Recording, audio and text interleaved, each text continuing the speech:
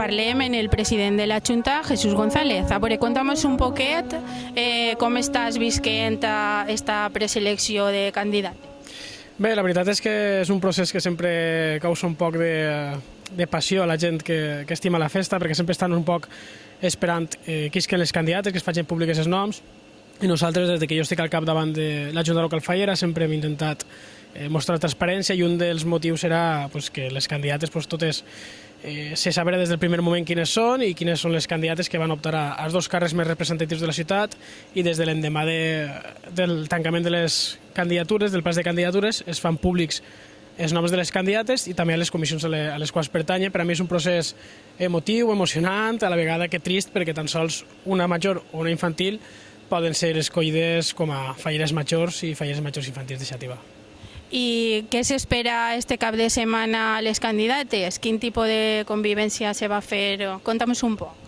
Bé, primerament comencem amb diferents entrevistes que realitzen els mitjans de comunicació local per a que la gent que no va viure aquestes convivències pugui també conèixer a les candidates i tindre la primera impressió per part d'ells també, i després visitarem una de les poblacions en les quals guardem gran relació, visitarem diferents llocs que tenen, visitarem els museus que allí hi ha, després dinarem tots junts en aquesta població.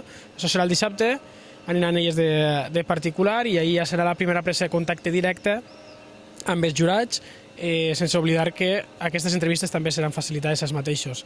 I el diumenge ja per la ciutat de Xàtiva ja aniran vestits de fallera, ja visitarem algun lloc emblemàtic de la nostra ciutat, dinarem així a la nostra qualitat, i després ja aniran elles a canviar-se i realitzaran entrevistes personals amb els jurats, i després ja amb les famílies directes, que són els pares, per tal que coneguen també un poc com són les seues filles. I quin dia se realitzarà la cridada tan esperada per les candidates? Bé, la crida serà la propera setmana, estem a després de confirmació, però calculem que serà el dimarts dia 17, encara que estem a l'espera de confirmació, però la propera setmana ja serà la crida oficial, i a finals de setmana també la presentació pública de les que hagin estat escollides, per a que ja puguen assistir a tots els actes que a partir d'ara ja comencen, i començaran fort, perquè els primers actes ja seran fogueres d'Alacant i demés, així que les que vagin preparant-se, que això és un no parar.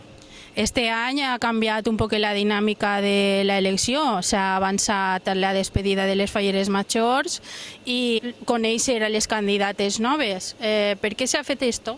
Sí, es va proposar a l'Assemblea de Presidents que després d'aquests anys de pandèmia en la qual les falleres majors han estat durant 2 anys i mig ostentant el càrrec, es va proposar la possibilitat d'avançar el que era la convivència, i així tindré un any natural del que són falles des de maig fins a maig. Ho van veure bé, la majoria, el 100% de les comissions van aprovar la proposta que va presentar Junta Local Fallera, i per aquest motiu s'ha avançat aquest pla de presentació de candidatures, perquè així són les falles majors que aniran al seu any natural del mig any, de cavalcades, de presentació del cartell anunciador de les falles i demés, i creiem que era un bon moment per a fer-ho, ja que es va proposar ja anteriorment fa 2 anys per part d'una comissió, però en aquell moment era molt complicat, però una de les parts positives que ens ha donat la pandèmia és poder canviar aquest procés.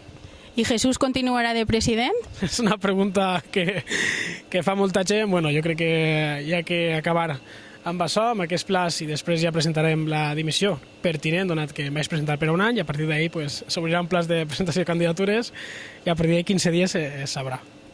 Moltes gràcies, Jesús. Esperem que tota la convivència vagi molt bé i que molta sort a totes les candidates. Gràcies. Moltes gràcies.